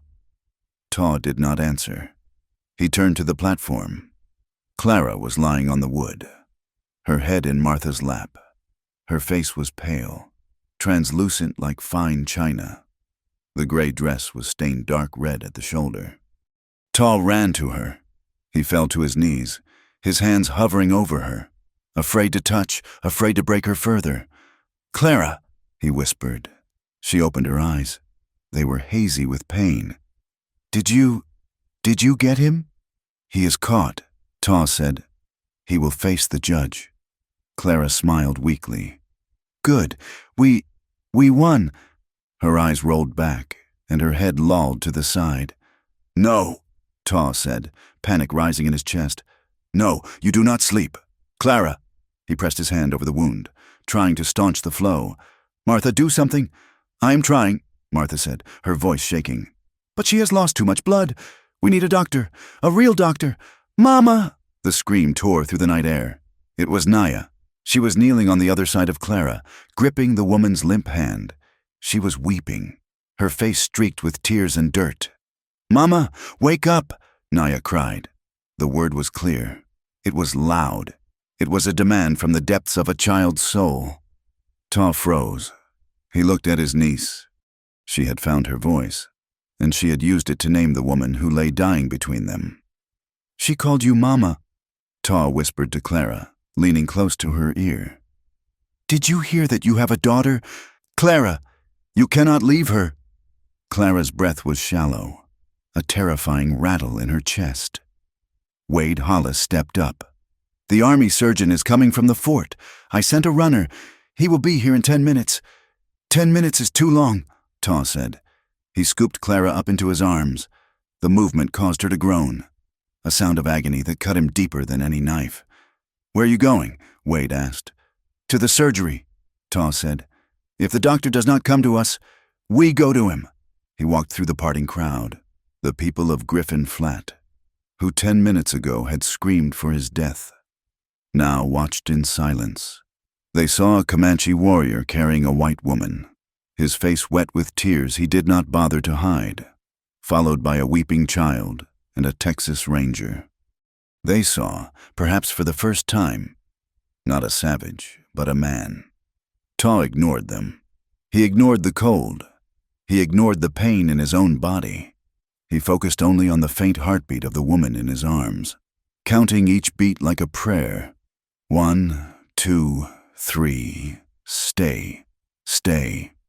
The recovery room in the back of the doctor's office smelled of carbolic acid, dried sage, and the lingering, metallic scent of blood.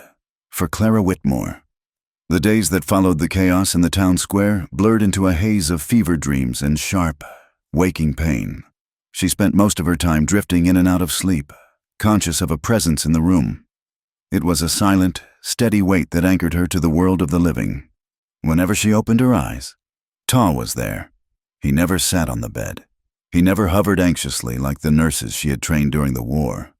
Instead, he sat on a wooden chair by the window, his profile etched against the gray winter light, cleaning his knife or simply watching the street below. He was a guardian, not a nurse. When she needed water, The cup was there before she could ask.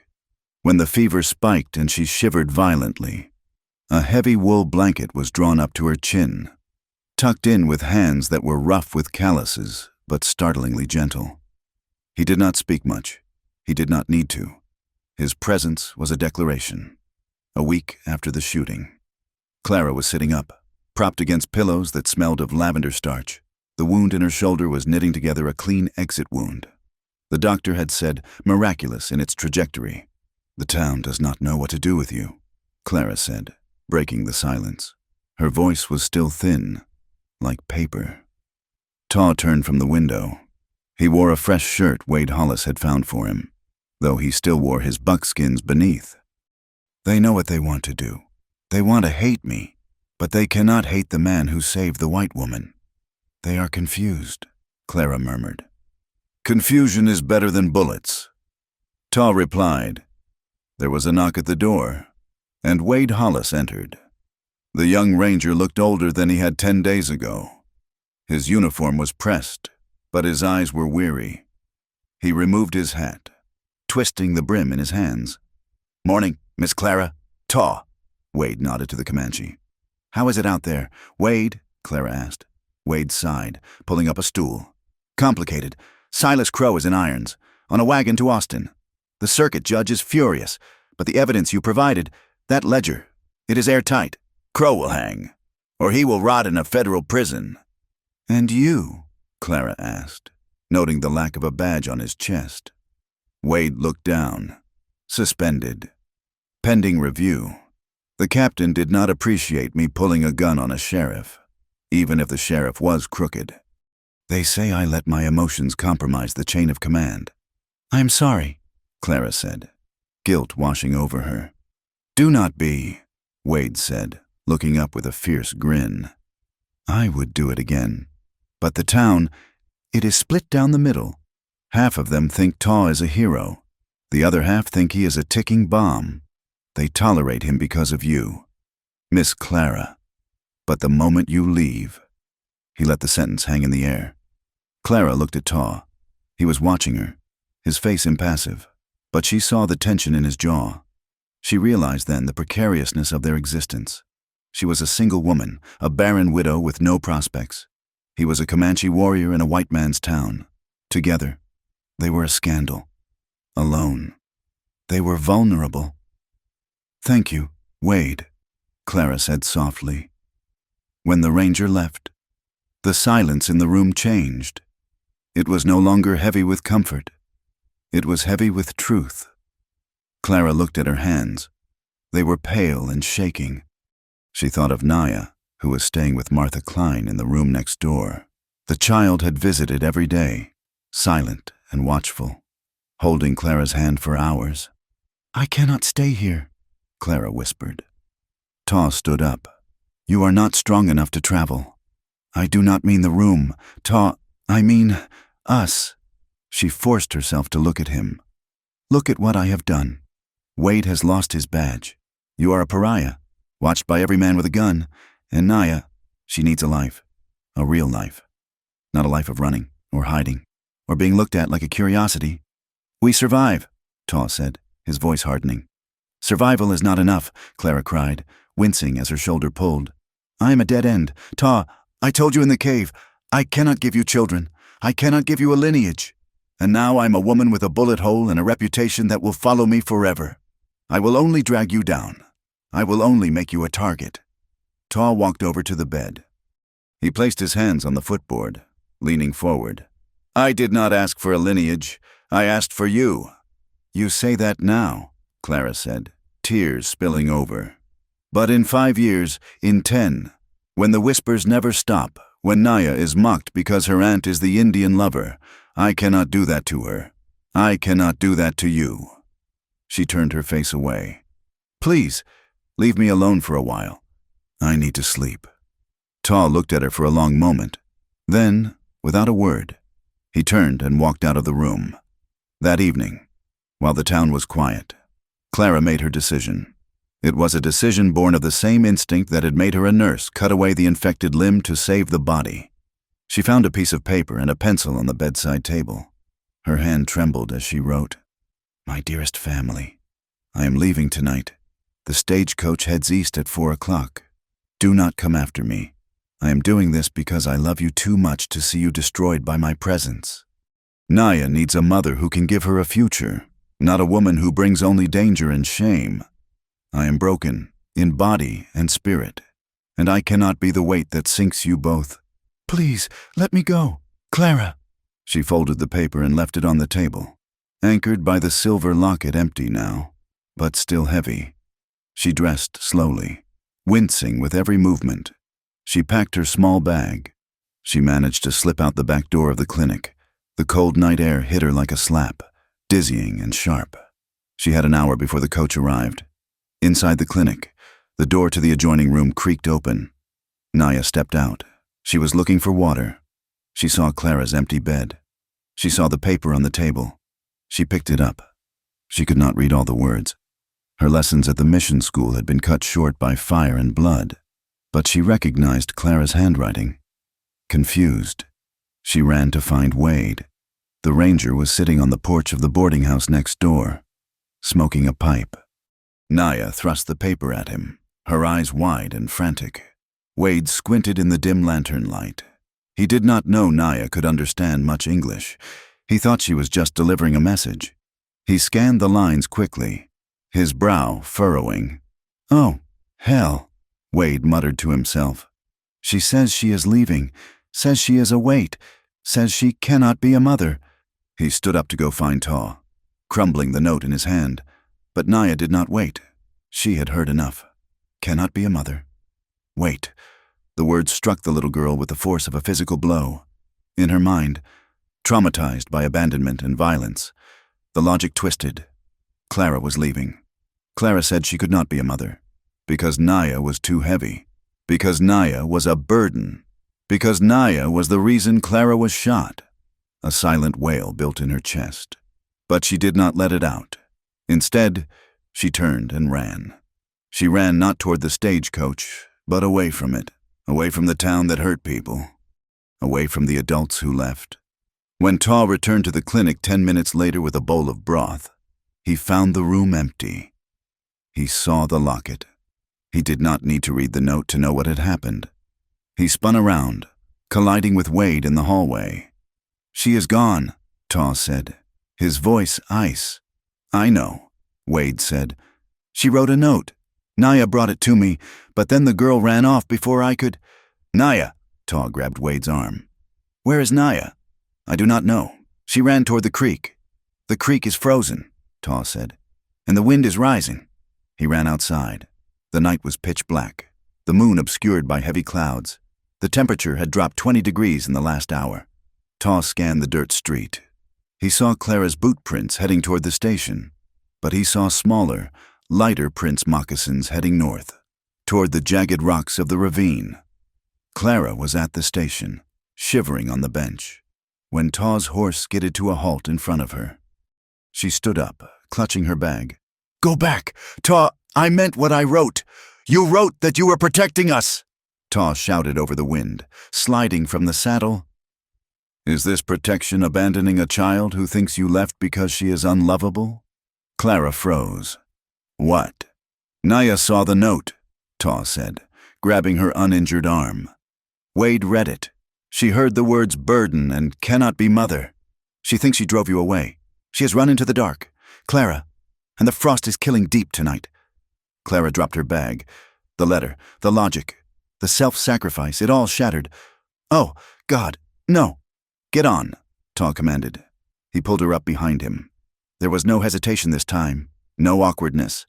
She wrapped her arms around his waist, burying her face in his coat. "Find her," Clara sobbed against his back. "Please, Taw, find her." They rode north. The wind was a knife, stripping the heat from their bodies.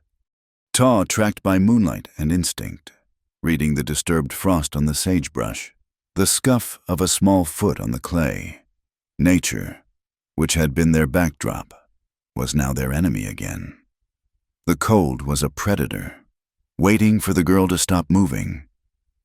"There," Clara pointed, "a mile out of town. where the creek cut through a limestone shelf. A small shadow was curled up in a fissure of the rock. Taw stopped the horse and they both scrambled down. Naya was huddled in a ball, her knees pulled to her chest. She was not moving. "Naya!" Clara screamed. Sliding on the ice, she reached the girl first. She pulled the child into her lap. Naya's skin was terrifyingly cold. Her lips were blue, but her eyes were open, staring blankly at the stone. "Baby, I am here!" Clara wept, unbuttoning her coat and pulling Naya against her warmth, heedless of the pain in her shoulder. "I am here!" Naya blinked sluggishly. She looked at Clara, then tried to push her away. Her voice was a cracked whisper. "Heavy, too heavy!" Clara's heart broke. It shattered into 1,000 pieces, sharp enough to cut away all her fear. "No," Clara said fiercely, gripping the girl's face between her hands. "No. Naya, you listen to me. You are not heavy. You are my heart. Do you hear me? A heart is not heavy. It is the only thing that keeps you alive." She looked up at Taw, who was stripping off his own buffalo coat to drape over them. "I was running because I was scared," Clara told the child, the truth pouring out of her. "I was scared that I was not good enough for you. I was scared that I was broken. I did not leave because of you. I left because I was a coward." Naya looked at her. She saw the tears on Clara's face. She saw the blood seeping through Clara's bandage where the exertion had reopened the wound. "You bleed," Naya whispered. "I bleed," Clara nodded. "But I stay. From now on, I stay. No matter what." Taw knelt beside them. He wrapped his massive arms around both of them, creating a shelter of flesh and fur against the wind. "I was taught," Taw said, his voice rough with emotion, looking at Clara, "that a warrior must be stone. That feeling is a crack where the enemy enters." He reached out and brushed a snowflake from Clara's cheek. "But stone cannot hold heat," he said. "Stone cannot warm a child. When I saw you leaving, I felt the cold inside me, and I was afraid. For the first time since I was a boy, I was afraid." He looked at Naya. "We are not stone, little bird. We are a fire, and fire needs all it sticks to burn." Naya let out a sob, a sound of pure release, and buried her face in Clara's neck. Clara held her, rocking back and forth, while Taw held them both. They stayed there for a long time, until the shivering stopped, until the warmth of their shared bodies created a small, defiant circle of life in the vast, frozen emptiness of the plains. When they finally rode back toward the town, they did not go to the stagecoach station. They went to the clinic. Wade Hollis was waiting on the porch. He looked relieved when he saw them. "Is she all right?" Wade asked, stepping forward to help Clara down. "She is cold," Clara said, holding Naya tight. "But she is home." Wade nodded. He reached into his pocket and pulled out a folded document. "I did some telegraphing while you were gone," Wade said. "To the governor, and to the medical board in Austin." He handed the paper to Clara. "What is this?" "It is a sponsorship," Wade explained. "The Army needs a permanent medical station here. They are tired of losing soldiers to infection before they can get to the fort.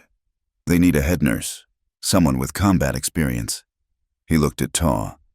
"And the position comes with a residence, and a stipend for a native scout and interpreter to handle relations with the tribes. It is a federal contract. Clara, which means the town council cannot say a damn word about who you hire or who lives in the house." Clara looked at the paper. It was not just a job. It was a shield. It was a legal fortress that allowed them to exist. "You did this?" Clara asked. "I figured if I am going to be suspended." Wade shrugged. "I might as well make some trouble for the bureaucrats." Clara looked at Taw. The question was in her eyes. It was an offer of a life that was neither fully white nor fully Comanche, but something in between, a bridge. Taw looked at the paper, then at the horizon where the sun was beginning to threaten the dark. He looked at Naya, who was asleep in Clara's arms. "It is a good house?" Taw asked. "It has a roof." Wade grinned. "And a stove." "Then we take it," Taw said. The ending of the story did not come with a parade. It came quietly. 2 weeks later. The snow had melted, leaving the plains a muddy, vibrant brown. The air smelled of wet earth and coming spring. Clara stood on the porch of the small timber house at the edge of town. The sign above the door read, Whitmore Medical Clinic. Her shoulder still ached when it rained, but she could lift her arm. She watched the corral. Taw was there, breaking a new colt. He moved with a grace that still took her breath away.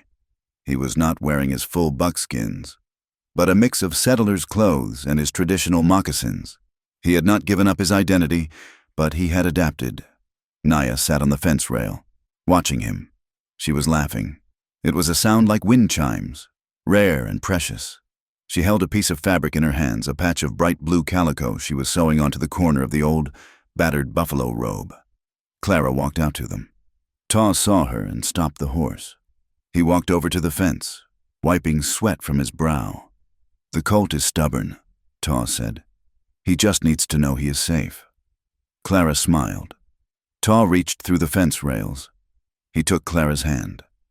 His grip was warm, rough, and permanent. He did not pull her to him, and he did not let go. He simply held her there, in the space between them. "The past is a ghost," Taw said quietly, looking at the scar on her neck where the locket used to be. "It walks behind us." "Let it walk," Clara said, squeezing his hand. "We are walking forward." Naya jumped down from the fence. She ran to them, wrapping her arms around Clara's waist and Taw's leg, binding them together. "Mama," Naya said, pointing to the sky. "Son?" Clara looked up. The clouds were breaking. The sun was spilling over the Llano Estacado, turning the red dirt to gold. It was a harsh land. It was a dangerous land.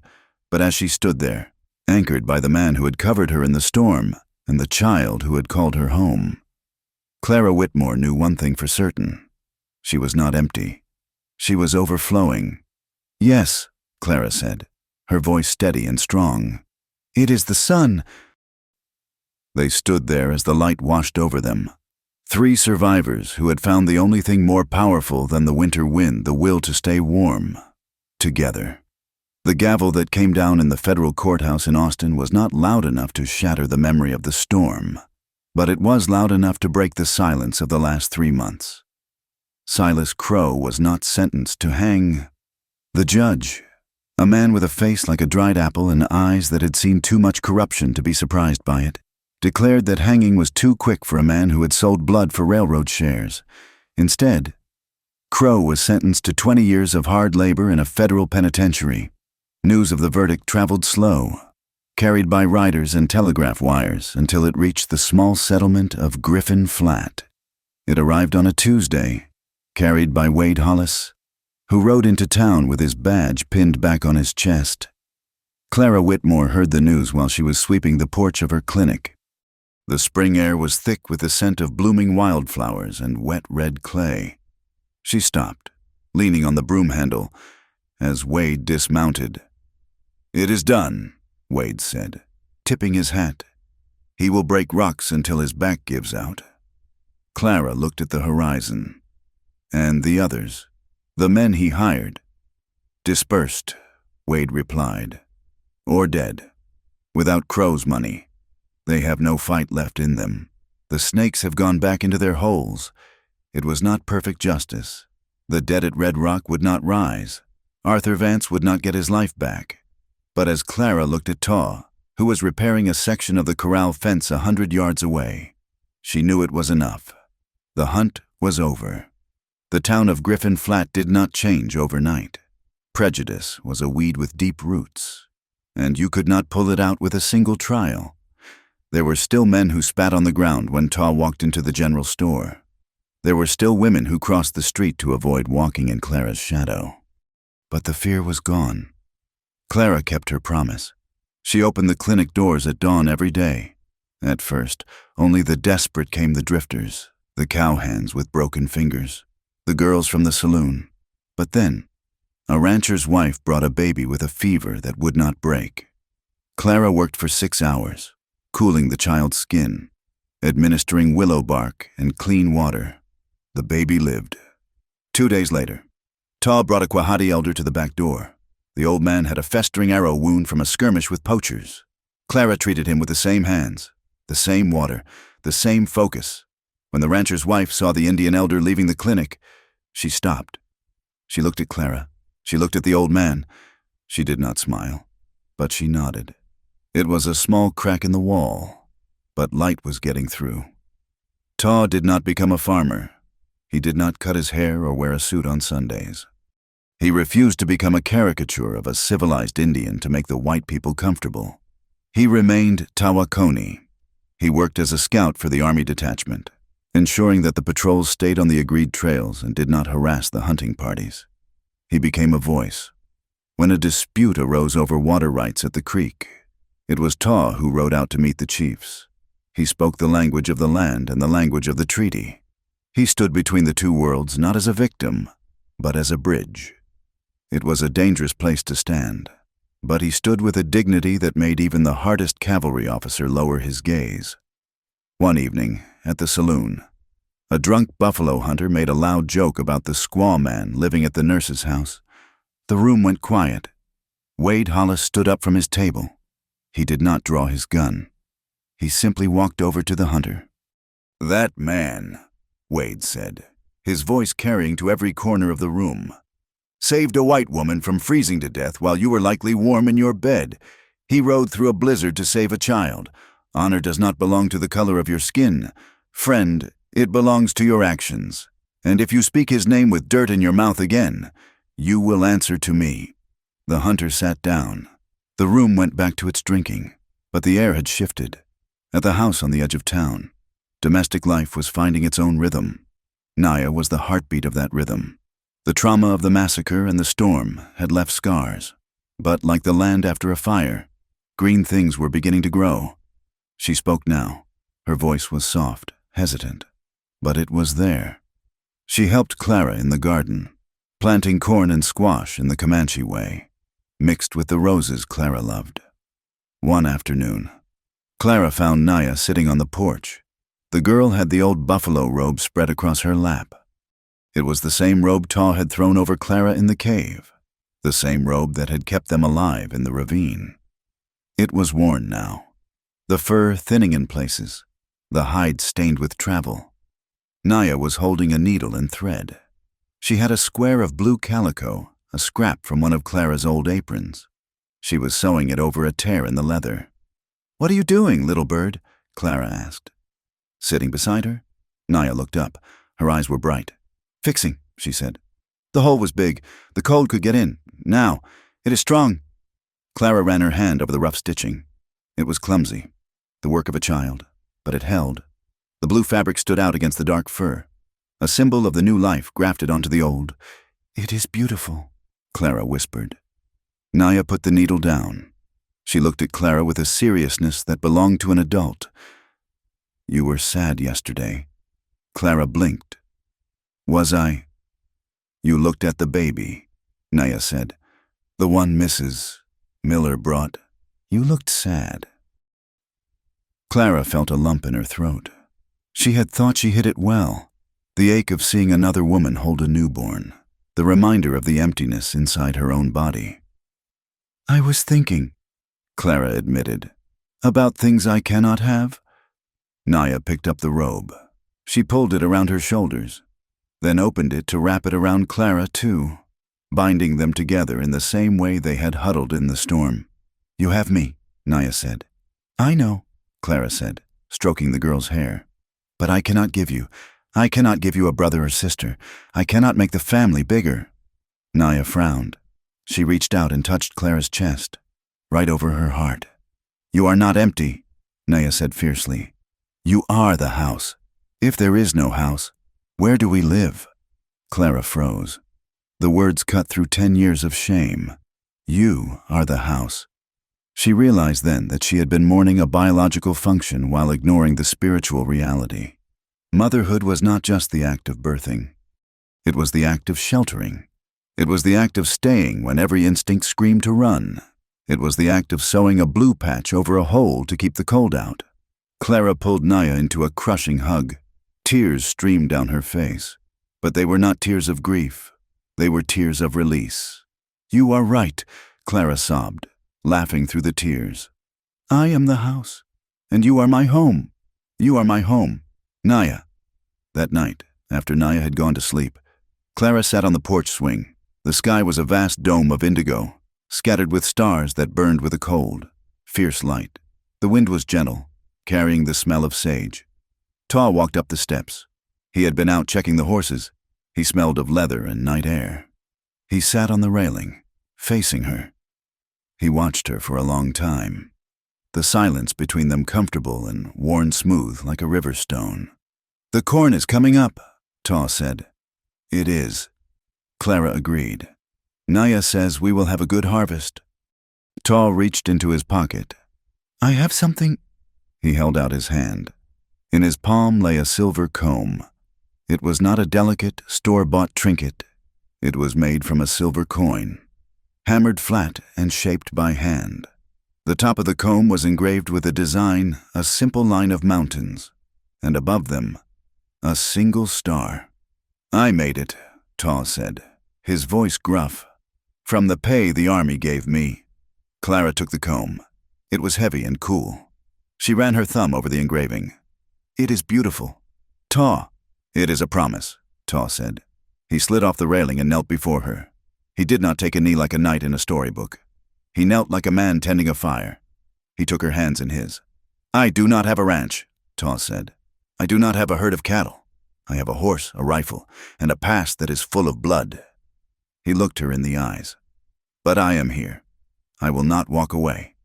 I will not let the wind take you. As long as I have breath, I will stand between you and the storm." Clara looked at him. She saw the lines around his eyes, etched by the sun.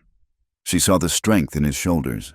She saw the man who had covered her with a robe, who had fought a town for her, who had loved her slowly, with patience and respect, until she was whole enough to love him back.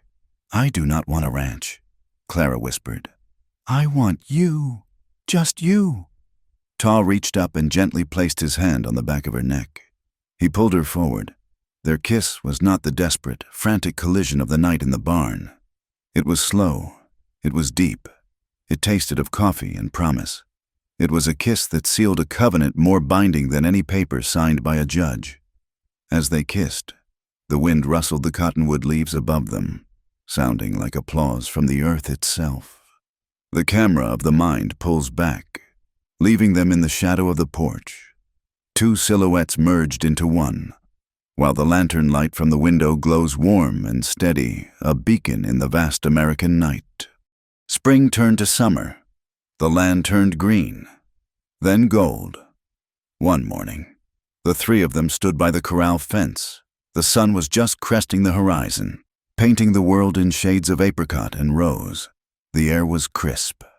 Clara stood in the center, wearing a dress of blue calico that matched the patch on Naya's robe. Her hair was pulled back with a silver comb. She looked healthy. Her face filled out, the haunted look in her eyes replaced by a quiet strength. Naya stood on the bottom rail of the fence, pointing. "Look, the baby, in the corral." The mare had foaled in the night.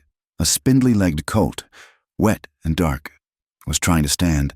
It wobbled, fell, and tried again. Ta stood beside Clara, his arm resting lightly on her waist. He watched the colt struggle. "He is strong," Ta observed. "He fights to stand." "He has a good mother," Clara said, watching the mare nuzzle the foal, encouraging it. Ta looked down at Clara.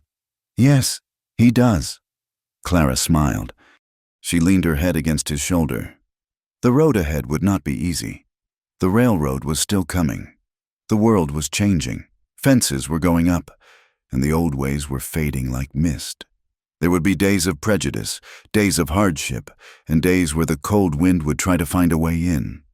But as they stood there, watching the new life take its first steps, the fear was gone. They were no longer fragments of broken glass, a barren widow, a defeated warrior, a silent child. They were a mosaic. They were a family.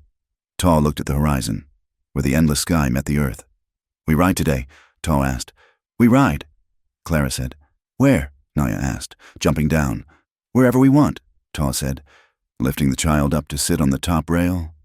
That is what freedom is. The sun rose fully, flooding the plains with light. It washed over the clinic, the house, the fence, and the three figures standing together. It was a light that promised nothing but the chance to live. And for Clara, Taw, and Naya, that was everything. The scene holds on them for a moment, a tableau of resilience and love against the backdrop of the untamed West, before fading slowly into the bright, promising white of a new day. Thank you so much for listening to this story. I hope you felt the wind on your face and the warmth of the fire. I would love to know where you are listening from. Please leave a comment below and share your thoughts on Clara and Taw's journey. If you enjoyed this tale, please subscribe to my channel, Wild West Tales. Like the video, and hit the hype button to help this story reach more listeners. Your support keeps the spirit of the West alive. Thank you.